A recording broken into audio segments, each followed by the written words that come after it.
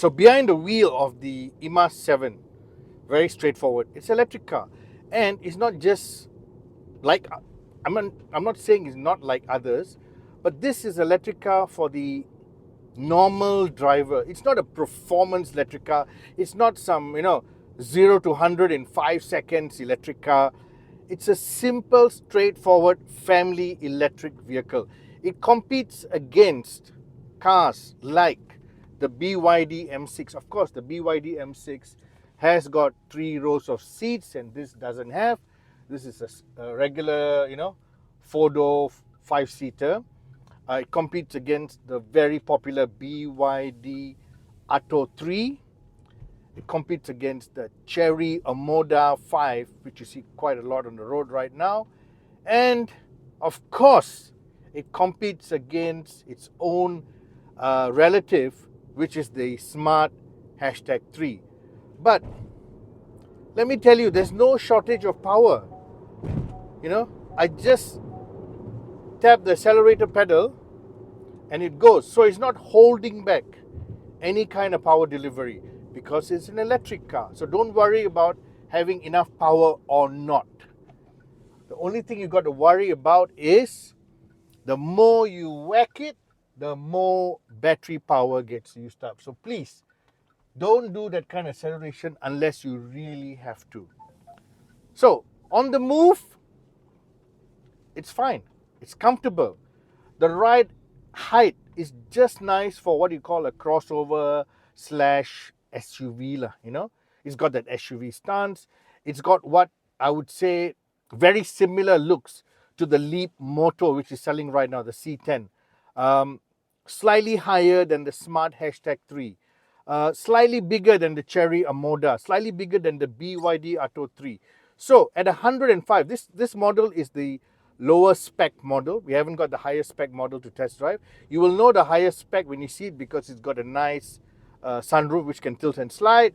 It's got a lot of added features. It's got bigger wheels, more heavy duty tires in terms of performance. So this is the lower spec, 105,000. So is 105,000 something that caters to a larger segment of buyers in Malaysia? Yes.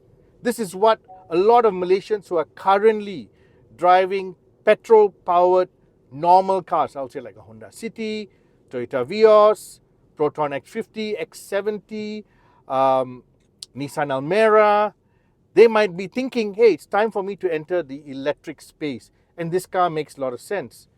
But if you don't have proper charging infrastructure within reach, then you got to think twice. If you live in a heavily congested area with condominiums and low-cost housing, think twice.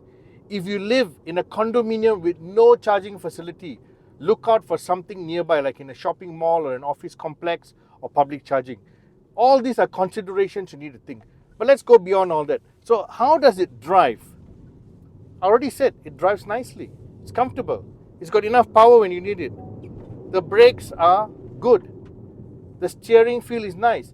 It's got a whole host of ADAS features to keep you on track. The safety features on this car is exemplary. Why I say that? Because it's obvious that they've looked at what Volvo has and Smart has and plugged it into this car. Because why? Parent company Geely owns the whole group. It's easy for them to adapt all those safety features into this car. Clear screen in front. You can see exactly what's happening. How many kilometers you got left on your battery? 170. Here, I've put it on the big screen for you to see even better. 56%. Okay? Tire pressure monitoring. Seat belt monitoring, whether your rear passengers are using seat belt or not. Lane keep assist. You can see when you go across, it detects it. Speed warning. That means whether you're keeping to the given speed limit. These are all little safety features that you tick one by one, makes you a better driver, makes you a safer driver. It is also something which needs to be done in our heavily congested cities where there are a lot of motorcyclists, like the one that just came out, who is not keeping to his lane and using the wrong signal. You saw that, right? So this is what the eMAS7 gives you from a starting price of 105,000.